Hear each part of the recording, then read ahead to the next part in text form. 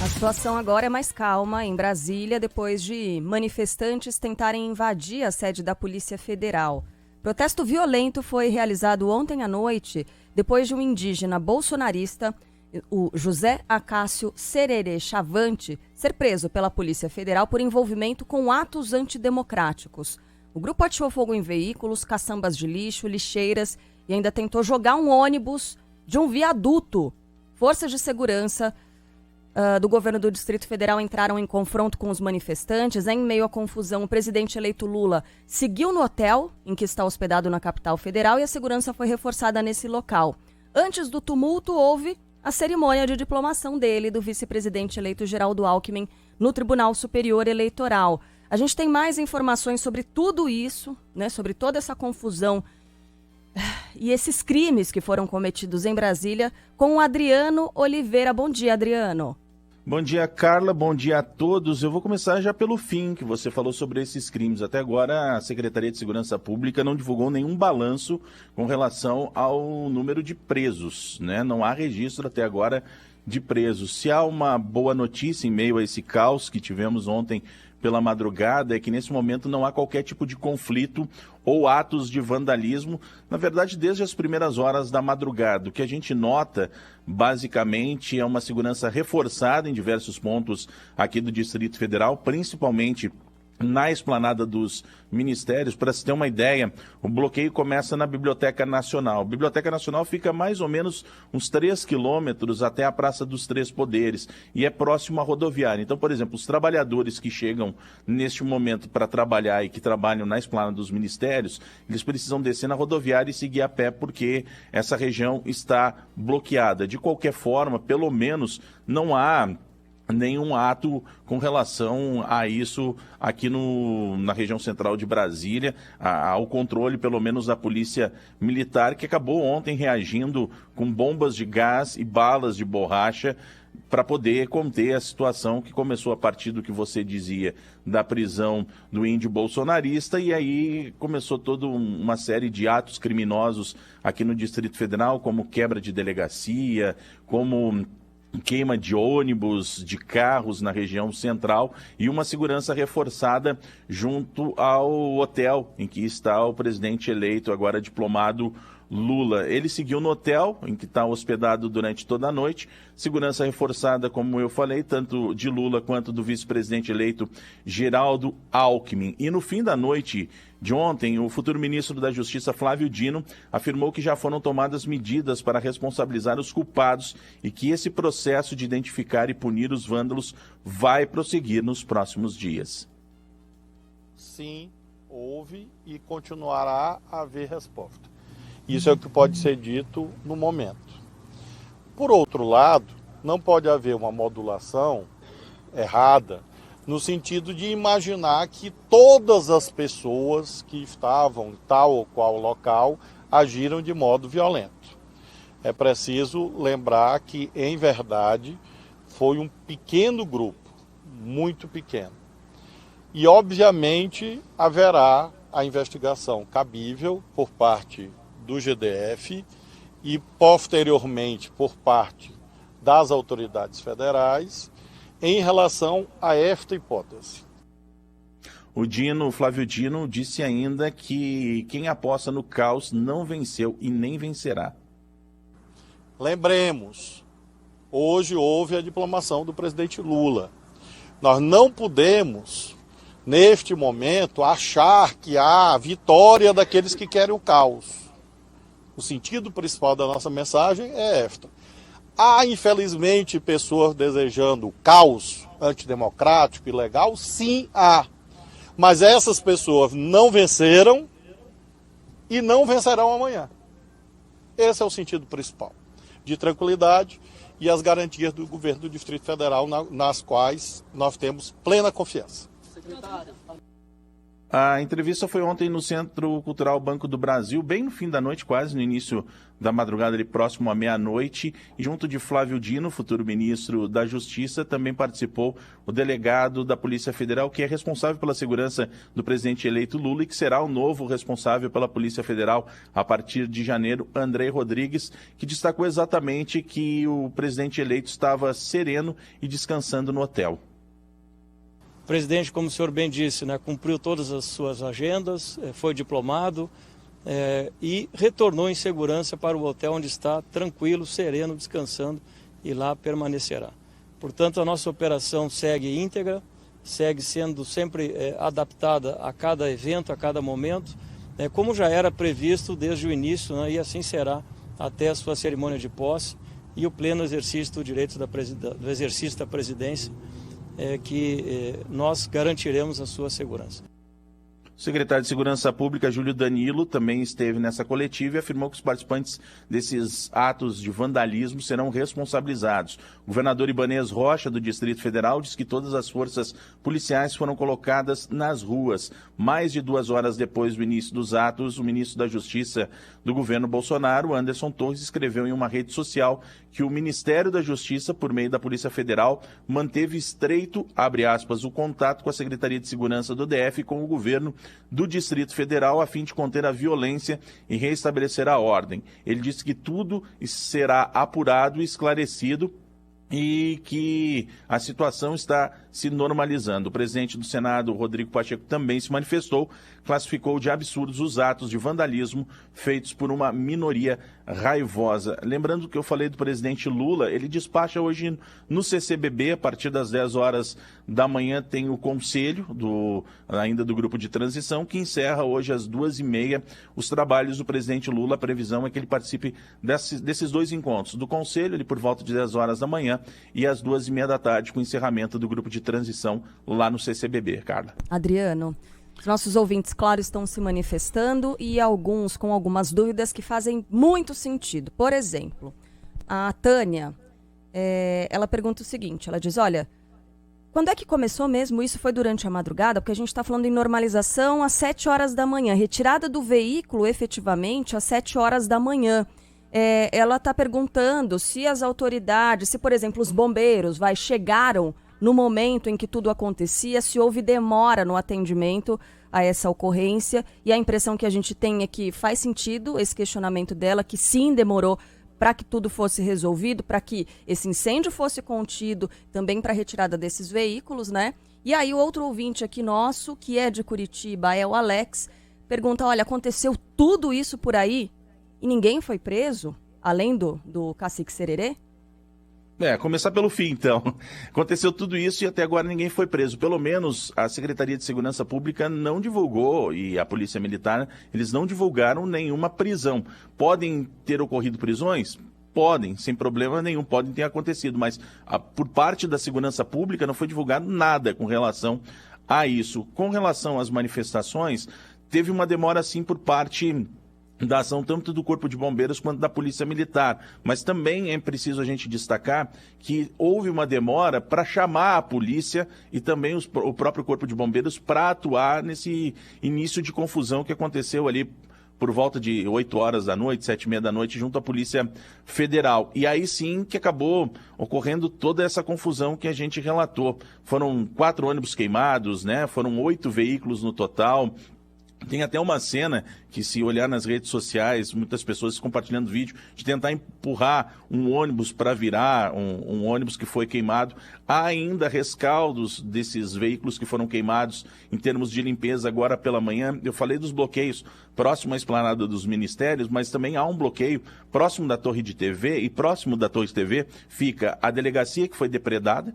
Fica também o hotel do presidente Lula e de Geraldo Alckmin, né, do presidente eleito, fica próximo à Torre de TV. Lá, agora pela manhã, ainda tinha um dos ônibus que estavam sendo retirados ainda para fazer a limpeza da pista. Então, Aconteceu tudo isso, sim. A gente está aguardando e cobrando, inclusive, das autoridades para saber outras medidas de segurança que podem ser realizadas aqui no Distrito Federal, porque a gente tem uma posse daqui a alguns dias também, né? Uma posse, ontem tivemos a diplomação e temos a posse aqui do presidente eleito no dia 1º. E, além de tudo, né, esse bloqueio reforçado que foi feito em diversas regiões, mas principalmente na Asa Norte, que foi onde aconteceram esses atos criminosos, e na esplanada dos ministérios é o que a gente observa nesse momento, a segurança reforçada para que não ocorram novos atos. Não há nada até agora, pelo menos desde o início da madrugada, de nenhum outro ato que tenha sido registrado por parte das forças de segurança. Os nossos ouvintes estão estranhando, obviamente, porque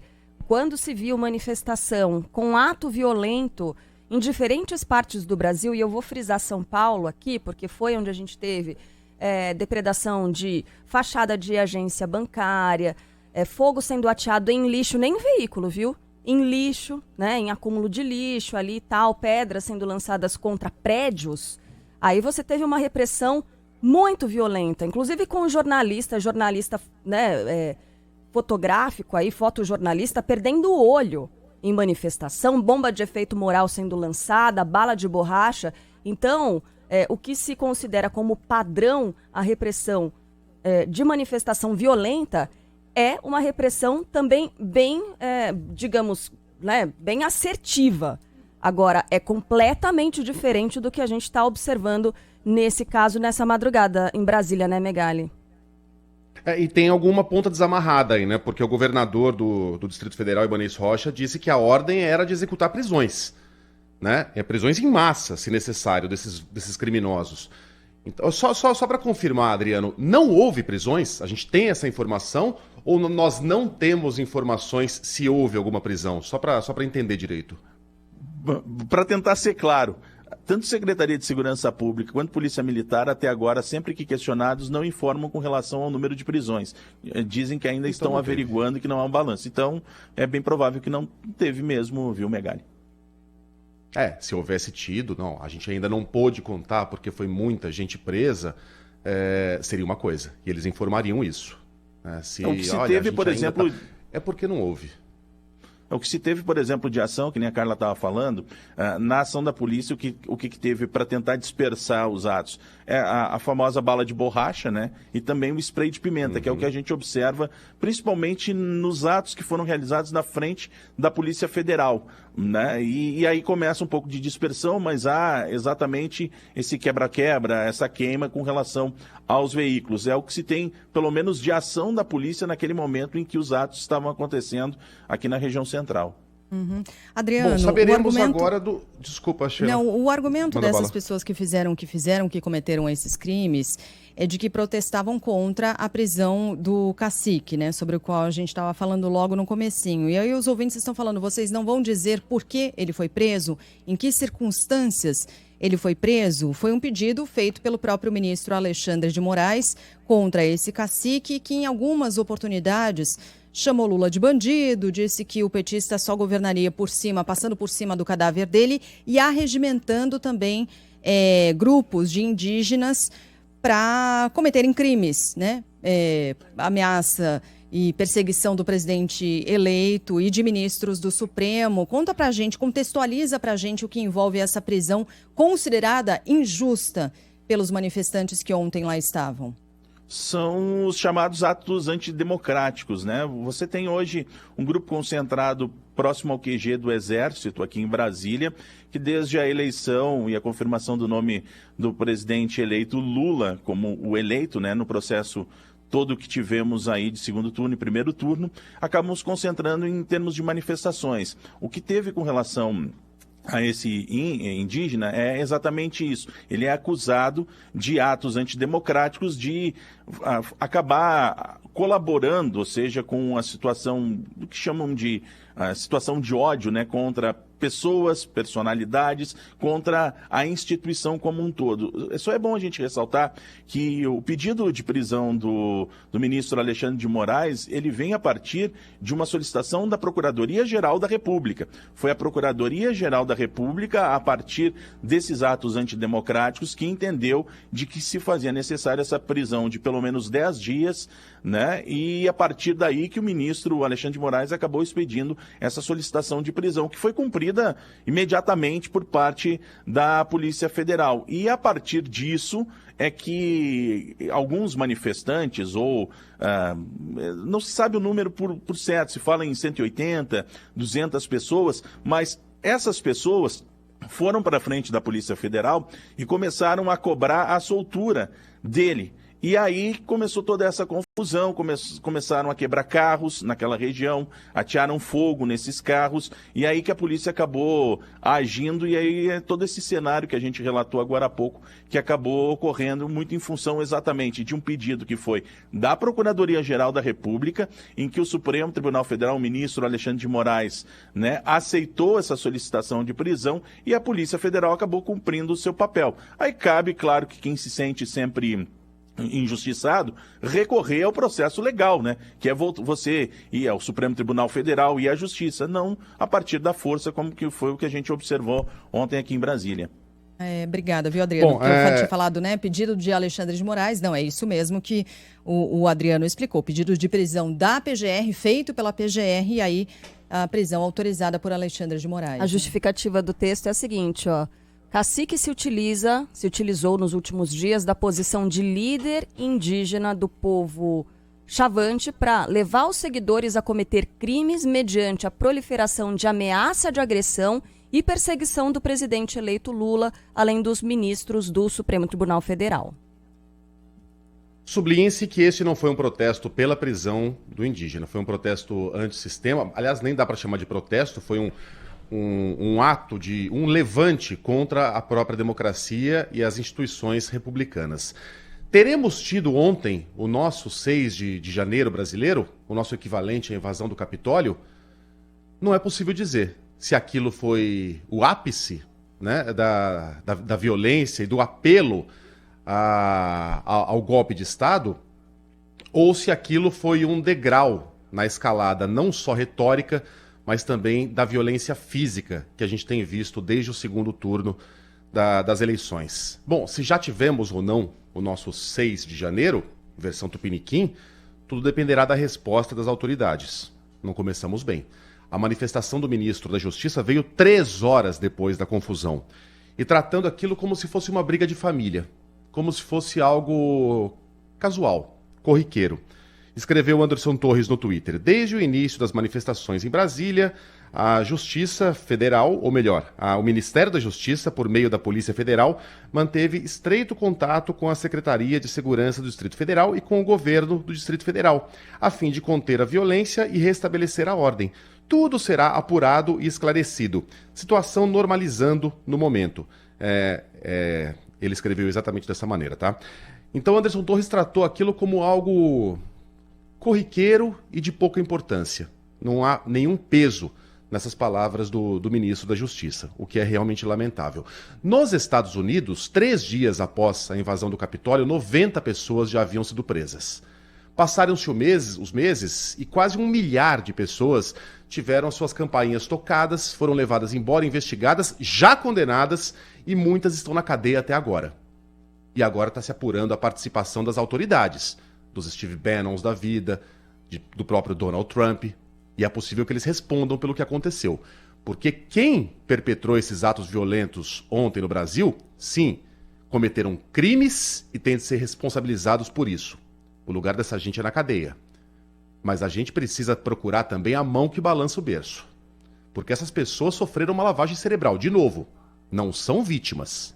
São adultos o suficiente para terem discernimento, mas foram levadas a crer por um discurso rebatido ad nauseam de que não haveria vida possível no Brasil sem a reeleição de Jair Bolsonaro, de que estaríamos caminhando à venezuelização, ao comunismo, a um destino inevitável, de que a nossa alimentação seria composta por carne de cachorro.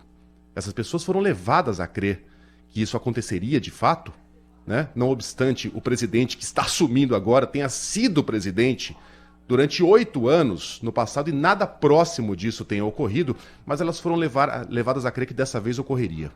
Foram levadas a crer por microfones de pessoas, de revolucionários de home office em Miami, em Nova York, por gente que ocupa cargos eletivos aqui no Brasil, pode incluir aí o próprio presidente da República, mas não só ele, muita gente ao redor dele.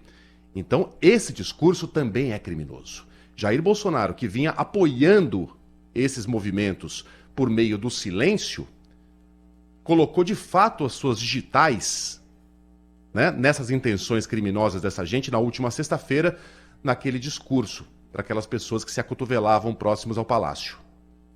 É um dos que tem de ser investigados, porque não foi por um acaso que essa gente chegou a esse limite de delírio, de viver numa realidade paralela, de imaginar que ainda há espaço para algum tipo de revolução golpista aqui no Brasil. Não há.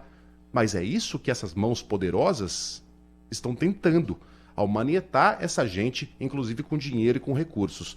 A gente já soube que caminhões utilizados naqueles bloqueios foram utilizados também para tráfico de drogas, então vai ficando clara a natureza desses protestos, especialmente os violentos, é desses que eu estou falando, e especialmente aqueles que bloqueiam estradas e impedem a circulação de pessoas. A investigação tem que ser ampla e irrestrita a partir de agora. Ou queremos mortes, como tivemos nos Estados Unidos. Daqui a pouquinho a gente vai ver o discurso de Alexandre de Moraes, que vai exatamente nesse sentido. Parecia que ele estava prevendo o que aconteceria horas depois, de punição severa para quem luta contra a democracia brasileira. Valeu, Adriano. Bom trabalho para vocês por aí. Até mais tarde. Até mais tarde. Obrigado. Bom, agora a gente volta para a diplomação, então. O presidente eleito Lula deve anunciar nessa semana outros nomes de ministros que vão compor o governo. Mais cedo, ele discursou na cerimônia de diplomação dele, do vice Geraldo Alckmin, no Tribunal Superior Eleitoral. Se emocionou ao lembrar de 2022, quando tomou posse. Aliás, 2002, né? 20 anos atrás, quando ele tomou posse pela primeira vez. Ele chorou ao relembrar que foi colocado em dúvida por não ter ensino superior. Quero agradecer ao povo brasileiro pela honra de presidir pela terceira vez do Brasil. Na minha primeira diplomação, em 2002, lembrei da ousadia do povo brasileiro em conceder para alguém tantas vezes questionado por não ter diploma universitário, o diploma. Eu quero pedir desculpas a vocês pela emoção, porque quem passou o que eu passei nesses últimos anos está aqui agora, é a certeza de que Deus existe e de que o povo brasileiro é maior do que qualquer pessoa que tentava a vida nesse país. O presidente eleito Lula afirma que o diploma que ele recebeu no Tribunal Superior Eleitoral é um símbolo de que a democracia foi reconquistada no país. Que esse diploma que eu recebi não é um diploma do Lula presidente, é um diploma de uma parcela significativa do povo que reconquistou o direito de viver em democracia nesse país. Vocês ganharam esse diploma. O presidente eleito também reforçou promessas de campanha e a defesa dos mais vulneráveis. Reafirmo hoje que farei todos os esforços para, juntamente com meu querido companheiro Geraldo Alckmin, cumprir o compromisso que assumi não apenas durante a campanha, mas ao longo de toda uma vida. Fazer do Brasil um país mais desenvolvido e mais justo, com a garantia de dignidade e qualidade de vida para todos os brasileiros, sobretudo para as pessoas mais necessitadas. Com a diplomação, Lula e Alckmin estão habilitados a tomar posse no dia 1º de janeiro. Na cerimônia, o presidente do Tribunal Superior Eleitoral apontou que a diplomação de Lula consagra a democracia brasileira. Alexandre de Moraes ressaltou a transparência do sistema eleitoral e lembrou que, assim como em outros países, extremistas organizados atacaram a independência do judiciário. Os ataques à democracia e ao pleito eleitoral não se resumiram aos dois grandes pilares do Estado de Direito, a liberdade de imprensa e o sistema eleitoral. Concentraram-se de maneira vil, de maneira torpe, nos ataques, ameaças de todo tipo, coações institucionais ao Poder Judiciário e pessoais aos seus membros, em especial do Supremo Tribunal Federal e do Tribunal Superior Eleitoral. Seguindo a cartilha autoritária e extremista daqueles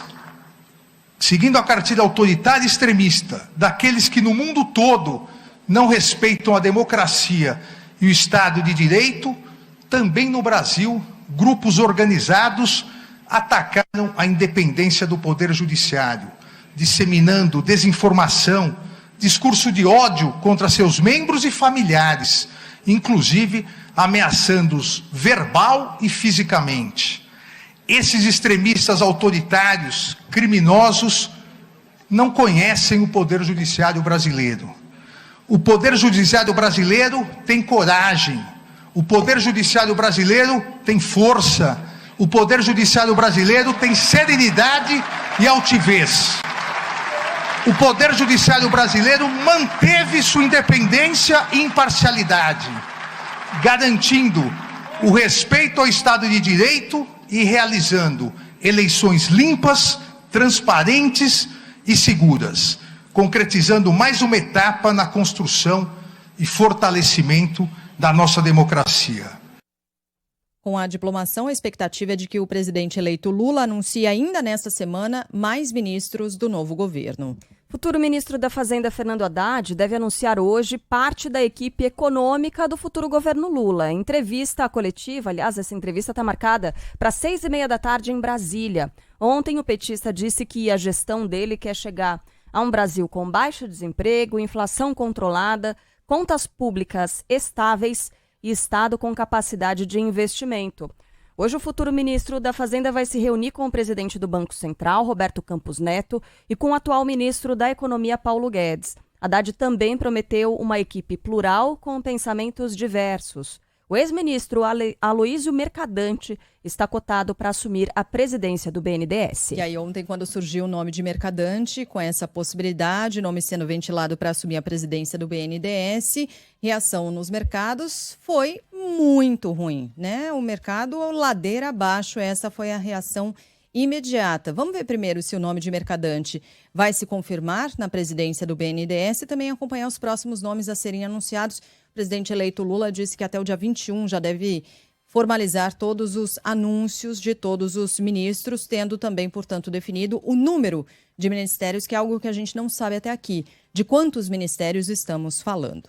Vamos falar da PEC da transição agora, que pode ser votada amanhã na Câmara dos Deputados. Detalhes chegando com Leandro Aislan. Chegando à reta final dos trabalhos legislativos deste ano, os deputados devem votar a chamada PEC do Bolsa Família na quarta-feira. O texto garante 145 bilhões de reais fora do teto de gastos nos orçamentos federais pelos próximos 2 anos. A PEC também prevê a criação de uma nova regra fiscal por lei complementar que vai substituir o teto a partir do ano que vem.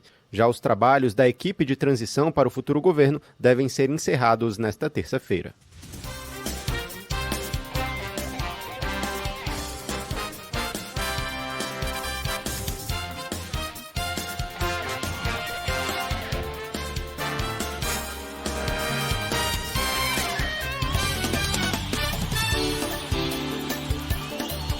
E aí, Megali, dia de Copa, hein? Dia de Copa. Vamos lá, vire-se a chavinha. 1h30, quase 31 aqui em Doha. Mais um dia de sol, a temperatura voltou a subir, mas aqueles 30 graus ficaram para trás, nunca mais. Agora, 25 graus marcam os termômetros aqui na capital do futebol em 2022. Torcida argentina, torcida croata já circulando pela cidade, aguardando o momento tão esperado de entrar no trem e ir até o estádio onde acontece a primeira semifinal da Copa do Mundo. Era para ser o Brasil, mas é a Croácia contra a Argentina. Para quem é que você vai torcer, hein? Vamos conversar com o Bruno Camarão, que vai falar sobre o jogo de hoje e a preparação também da partida de amanhã entre França e Marrocos. Chegaram às semifinais, Camarão, bom dia. Megali, bom dia a você, a Sheila, a Carla, a todos que nos acompanham aqui na Band News FM. Olha, croatas, eu confesso que não vi basicamente nenhum por aqui nessa manhã, tarde já aqui no Catar, preparação para o jogo de logo mais, 10 da noite, horário de Meca, 4 da tarde, horário de Brasília, jogo no estádio Luceio, o grande palco da decisão, palco da abertura, né, da trajetória da seleção brasileira do Tite lá contra a Sérvia, há um bom tempo, um tempo bom que não volta nunca mais, lamentavelmente. O Brasil foi eliminado justamente para a seleção croata, que hoje vai desafiar a Argentina nesse jogo bastante interessante. Duas equipes com características distintas, né, de interpretar o jogo. Ontem a gente trouxe a palavra do Lionel Scaloni, treinador argentino, admitindo que espera dificuldades, vê uma equipe do outro lado com um bom potencial de machucar a Argentina, assim como foi diante do Brasil, e o lado croata também bastante resiliente, acreditando que pode avançar. Uma seleção que, de 98 para cá, né, quando se dissolve a Iugoslávia e a Croácia consegue disputar Copas como, de fato, Croácia, um país independente, conseguiu grandes eliminações de adversários imponentes, Holanda, Inglaterra, Alemanha, Argentina, Brasil, recentemente. Então, vale a pena exaltar essa seleção croata, que vem basicamente com uma formação considerada titular. Aqui enfrentou o Brasil, Livakovic, aquele paredão, Uranovic, Lovren, Vardiol e Sousa, Luka Modric, Brozovic e Kovacic, aquele meio de campo que também nos causou muitas dores, Vlasic, Kramaric e Perisic. Para encarar a Argentina, que deve ter o Molina mais uma vez na lateral direita, Tagliafico pelo lado esquerdo, Otamendi, Romero na zaga, o Emi Martínez é o goleiro, Dibu, Rodrigo De Paul, Enzo Fernandes e McAllister com Di Maria, Lionel Messi e Julián Álvares. Messi e Modric se reencontrando numa história muito legal, Megali. Em 2006, num amistoso, o Messi, com a camisa da Argentina, marcou pela primeira vez um gol como profissional, com a seleção principal argentina. Naquele mesmo dia, quem estreava com a camisa da Croácia era nada mais, nada menos do que Luka Modric. Eles dois, já veteranos, multivitoriosos, já eleitos ambos melhores jogadores do mundo em temporadas, eles vão se reencontrar nesse jogo que promete ser muito especial. Quem passar daí pega o vencedor de França e Marrocos, jogo que vai ser disputado amanhã, também às 10 horas da noite local, 4 da tarde de Brasília, lá no estádio Al Bayt. Nessa manhã, os dois treinadores concederão entrevistas. O Deschamps, treinador da França, e o Walid Regragui, de Marrocos. Rapidinho, Deschamps falou que não se incomoda com o fato de a torcida marroquina ser maioria, falou que esse pessoal não entra em campo, mas acha que Marrocos é muito mais do que apenas uma equipe que só se defende. Do lado marroquino, uma entrevista muito legal, profunda, corajosa do Regragui, que falou: não estou satisfeito com a semifinal. É possível desafiar a França, avançar e continuar fazendo história. Ele não quer esperar mais 40 anos para ter uma chance de chegar à decisão da Copa do Mundo. Marrocos confia no potencial e vai para cima dos atuais campeões do mundo. O Camarão, quando o Deschamps fala que esse pessoal, a torcida não entra em campo, eu acho que ele está esquecendo de quando ele levantou a Copa do Mundo, né? Em 98, a torcida francesa foi determinante, cantando o hino, antes mesmo do jogo começar, para aquela goleada. Claro, teve o episódio do Ronaldo e tudo mais, mas a torcida francesa, muita gente que estava no estádio, ao ouvir a Marselhesa, disse: não dá para ganhar desses caras. Não dá para você superar esse clima aqui, a França vai levar essa final. Então, não joga. Mas não é chamado de 12º jogador a torcida à toa. Quanto aos croatas, é curioso, a gente não vê eles na rua mesmo. Mas um colega me disse que no hotel em que ele está hospedado, a gente não está em hotel, né? A gente está em apartamentos, mas ele está num hotel. Tem um bar em que sempre tem um grupinho de croatas e os caras ficam o dia inteiro entornando cerveja. Eu falei, será que é verdade? Porque no jogo do Brasil com a Croácia, eu vi um monte de gente chegando com a bochecha vermelha. Sabe? Aquela cara de Fábio Rabin. Um abraço, Rabin. Ouvi ontem a sua explicação. O Camarão me recomendou ouvir ontem seu stand-up e adorei. Então, a explicação seria essa. Os caras ficam entornando. Falei, será que é isso mesmo? E aí procurei aqui os rankings dos maiores bebedores de cerveja do mundo. São vários. Mas a Croácia está sempre no top 10. Às vezes em quarto, às vezes em terceiro, competindo ali de perto com a Alemanha, a República Tcheca. Então os caras gostam. Aí você junta isso, o fato de R$50 catarianos serem muita grana pra gente, mas nem tanto pra quem é de países cuja moeda é o euro. E pronto, tá desvendado o mistério. Os caras só saem da toca mesmo na hora de ir pro jogo, viu, Camarão? Acho que vai ter bastante croata no estádio hoje. Mas acho que os argentinos vão ser maioria, como tem sido, né? Em quase todos os jogos aí é batata. Dessa Copa do Mundo. E aí, quem sabe, né? Projetando uma final Argentina e Marrocos, aí sai de baixo. Vai ver o estádio dividido no meio, metade vermelho, metade azul e branco. Valeu, Camarão. Valeu, Megali, até já. 1h36, 1h37 aqui na Terra da Copa, 7 horas e 37 minutos pelo horário de Brasília. Em um minutinho tem Milton Neves por aqui, mas antes, um destaque rápido. Chove muito forte agora em São Paulo, um verdadeiro temporal em pleno horário de pico do trânsito. Então, já, em instantes, a gente vai trazer mais do trânsito, do transporte coletivo em São Paulo e também da previsão do tempo. Nesses 25 anos, a Apex Brasil tem um mundo de histórias para contar. Conte aí, Gabriel Nascimento, da ULEND. Nós fundamos a ULEND em 2018, então a tese aqui é muito simples. Vamos conectar direto o capital à esfera produtiva, sem ter o banco no meio. E nós começamos a conversar com alguns fundos brasileiros há 2-3 meses atrás para levantar esse capital. E um dos fundos que a gente conversou nos indicou para a Apex. E ali na Apex, primeiro evento, ele nos surpreendeu pela quantidade de caras realmente formadores de opinião e tomadores de decisão ali dos negócios da nossa indústria que estavam lá. E a organização, obviamente, também estava tudo show de bola. Eles já marcaram algumas reuniões para a gente no próprio evento e realmente foi muito legal. A troca de experiência foi muito boa. O mundo é grande, as oportunidades também. Acesse apexbrasil.com.br e saiba mais. Apex Brasil. Pense grande, pense Brasil.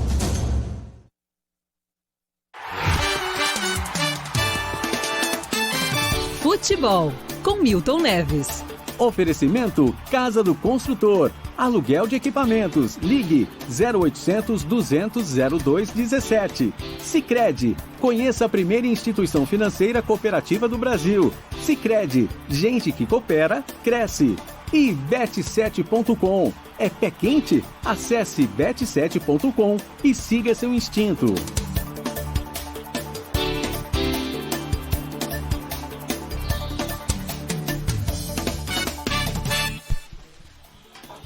Fala, Milton, bom dia.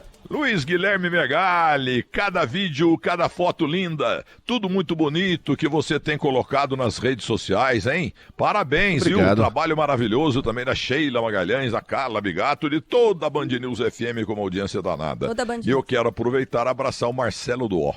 O Marcelo Duó, eu não o conhecia e fiz um elogio no Grupo Bandeirantes de Rádio a ele, não o conhecia. Porque ele falou, caçapa, eu achei, lógico, porque eu fui jogador de sinuca, porque quando cai na caçapa, morreu a conversa, não tem jeito da bola voltar.